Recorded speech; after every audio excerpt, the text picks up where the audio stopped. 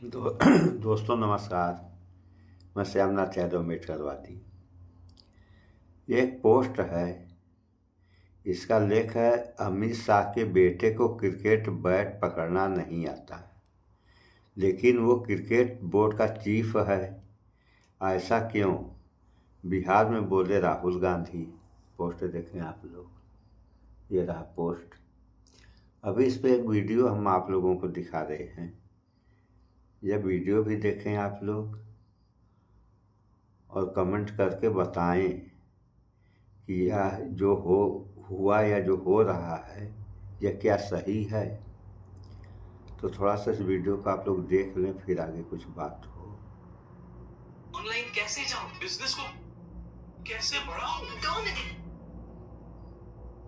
अभी दिखा रहे हैं। क्या जिस परिवारवाद नाम की बुराई को भी सुनिए बाप, भूल कर भी कभी कॉफी की जगह अभी दिखा रहे हैं कि आजकल हमारी ऐसी व्यवस्था है नहीं। नाम की बुराई को बीजेपी खत्म करने चली थी, अब खुद उसी बुराई का हिस्सा बन गई है। और जहां बीजेपी सालों से ये कहती आई है कि उनकी पार्टी में नेपोटिज्म और भैया भतीजावाद के लिए कोई जगह नहीं है, भला वहां बीजेपी प्रेसिडेंट रह चुके अमित शाह के बेटे जय शाह का बीसीसीआई सेक्रेटरी बनना क्या एकमात्र इत्तेफाक है या फिर ये बीजेपी लीडर्स की कोई साजिश है कि एक तरफ तो वो कांग्रेस की नेपोटिज्म को कॉल आउट करते हैं, वहीं दूसरी तरफ खुद अपने घर में अपने बेटे को देश के क्रिकेट बोर्ड का सेक्रेटरी बना देते हैं। हमने जय शाह की नेटवर्थ के बारे में इंफॉर्मेशन ढूंढनी शुरू करी तो कई सोर्सेज ने इनकी नेटवर्थ लगभग 150 करोड़ तक बताई, लेकिन वहीं दूसरी तरफ जय शाह की बीसीसीआई से सैलरी सिर्फ 3.5 लाख रुपए है। और अगर उनकी सैलरी को 20 साल तक भी जोड़ा जाए तो भी उनकी कुल संपत्ति लगभग 7 करोड़ रुपए ही होगी। तो उनकी ये 150 करोड़ की वेल्थ भला आई कहां से? और चलो ये सब भी छोड़ो, आखिर एक पॉलिटिशियन के बेटे को क्रिकेट का क्या ज्ञान? और जहां जय शाह ने खुद कभी किसी लेवल पर क्रिकेट नहीं खेला, उन्हें देश की सबसे बड़ी क्रिकेट ऑर्गेनाइजेशन क्या विरासत में मिल गई? इतना ही नहीं, बल्कि इनके ऊपर बहुत बड़े करप्शन चार्जेस भी लगे जब इनकी एक कंपनी ने नरेंद्र मोदी के पीएम बनने के बाद एक ही साल में अपना टर्नओवर 50,000 रुपए से 80 करोड़ तक बढ़ा दिया। और इसका भी सच आप लोग नहीं जानते होंगे। आप बीसीसीआई प्रेसिडेंट जय शाह के बारे में जितना ज्यादा जानने की कोशिश करोगे, उतने ही ऐसे और पेचीदा सवालों को एनकाउंटर करोगे। इसीलिए आज के इस वीडियो में हम जय शाह से जुड़े इन सभी सवालों के जवाबों को ढूंढने की कोशिश करेंगे। तो आइए जानते हैं कि इज इट नेपोटिज्म और is talent which got Jay Shah to where he is today. 22 सितंबर 1988 को अहमदाबाद में रहने वाली गुजराती हिंदू फैमिली में जय शाह का जन्म होता है। जय शाह की अपब्रिंगिंग को समझने के लिए हमें ये समझना होगा कि उस वक्त इनके घर की फाइनेंशियल और सोशल कंडीशंस कैसी रही होंगी। शाह परिवार एक हाई प्रोफाइल फैमिली रही है, जहां इनके परदादा आजादी के दौर से पहले गुजरात की एक प्रिंसली स्टेट मनसा के नगर सेठ यानी चीफ रहे थे, जिसके बाद जय शाह के दादा अनिल चंद्र शाह एक सक्सेसफुल बिजनेसमैन बने जो एक पीवीसी पाइप कंपनी को ओन करते थे। और फिर जय शाह के पिता अमित शाह जो जय के जन्म के वक्त तक बीजेपी ज्वाइन कर चुके थे। इनके जन्म के 1 साल पहले तक अमित शाह आरएसएस के लिए काम करते थे और फिर उन्होंने बीजेपी की यूथ विंग के लिए काम करना शुरू करा और जल्दी ही गुजरात बीजेपी में एक ऊंचे कायदे के नेता के तौर पर जाने लगे। अमित शाह हमेशा एक ऐसे नेता रहे जो काम से काम रखने वाले आदमी थे, इसलिए पार्टी और संघ उन्हें बहुत पसंद करता था क्योंकि वो मुश्किल से मुश्किल काम को जल्दी और आसानी से करा देते थे। यही क्वालिटीज अमित शाह ने अपने बेटे को भी सिखाई। यही छोटी छोटी बातें थी जो आज भी जय शाह के बिहेवियर में उनके आसपास के लोगों द्वारा देखी जाती हैं, जैसे कि हमेशा पंक्चुअल रहना, वेल ड्रेस्ड और वेल स्पोकन रहना और सोशली एक स्ट्रॉन्ग छवि बनाकर रखना। जैसे जैसे जय शाह की उम्र बढ़ रही थी, वैसे ही उनके पिता अमित शाह का पॉलिटिकल कद भी बढ़ रहा था। तो जाहिर तौर पर जय भी बड़े होते हुए इस फैक्ट से यूज्ड हो रहे होंगे कि वो किसी आम परिवार में नहीं जन्मे हैं। खासतौर पर तब तो उन्हें ये जरूर रियलाइज हुआ होगा जब 1995 में गुजरात में बीजेपी की सरकार बनी और केशुभाई पटेल चीफ मिनिस्टर बने।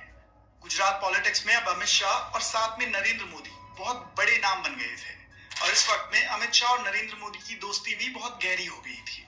इसी कारण नरेंद्र मोदी का कई बार जय शाह से भी मिलना हो जाता था। जय शाह ने कई क्वालिटी जरूर ऐसी पर्सनैलिटीज से घिरे रहने से भी सीखी होंगी।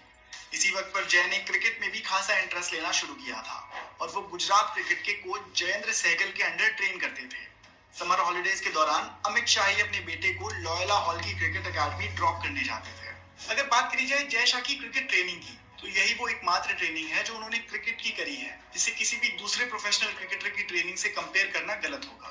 तो ये तो तय है कि आगे चलकर बीसीसीआई के सेक्रेटरी बनने वाले जय शाह ने ज्यादा क्रिकेट नहीं खेला है।